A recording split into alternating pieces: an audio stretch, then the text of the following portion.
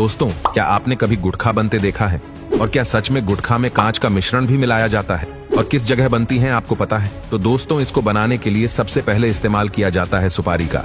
और सुपारी हमें मिलती है इस पौधे से, जो कि आप अभी देख रहे हैं। जी हाँ, यहाँ पर सुपारी की खेती की जाती है। इन छोटे छोटे पेड़ों पर सुपारी के फल लगते हैं और जब तक ये फल पक नहीं जाते तब तक इन्हें अच्छे से पाला पोसा जाता है।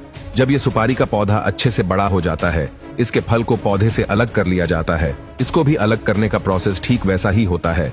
इसको आप पीट कर पेड़ से अलग किया जाता है।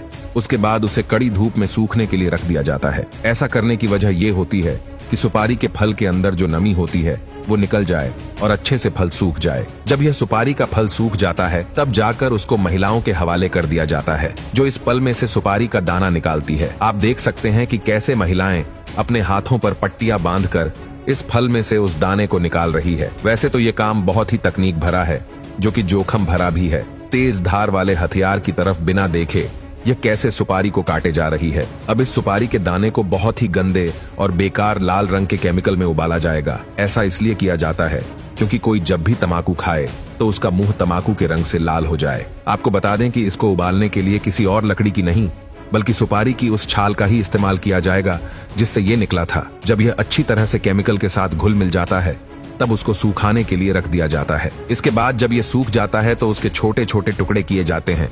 अब ये सुपारी तो तैयार हो गई है, मगर अब बारी है उसमें मिलाए जाने वाले तंबाकू की। तंबाकू को शुरू में बाहरी फ्रेम में उगाया जाता है, जिसे सीडबेड कहा जाता है।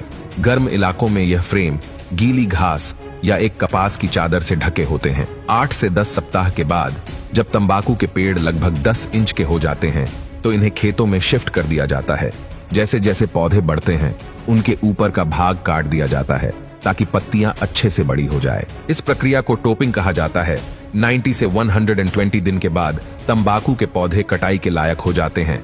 इसके बाद इन पत्तियों को फैक्ट्री में शिफ्ट किया जाता है, जहां पर इन्हें सुखाया जाता है, जिसको करने के लिए कृत्रिम गर्मी यानी कि आर्टिफिशियल हीट का इस्तेमाल किया जाता है। जब यह भूरे रंग की हो जाती है तो इन्हें अलग करके छोटे छोटे टुकड़ों में बांट दिया जाता है, जिससे ये असली तंबाकू के रूप में आ जाती है। और तंबाकू के अंदर कांच डाला जाता है। उसको डालने के लिए कांच की बोतल को मशीन के अंदर डाला जाता है और फिर मशीन उसको इतना बारीक पीस देती है कि ये एक पाउडर बन जाता है।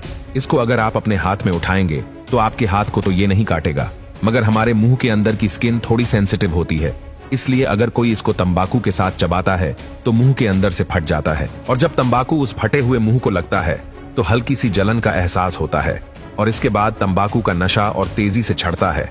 इसके बाद सुपारी के मिश्रण और तंबाकू के पदार्थ को कथा पान मसाला के साथ एक कांच का पाउडर मिलाकर मशीन के अंदर डाल दिया जाता है।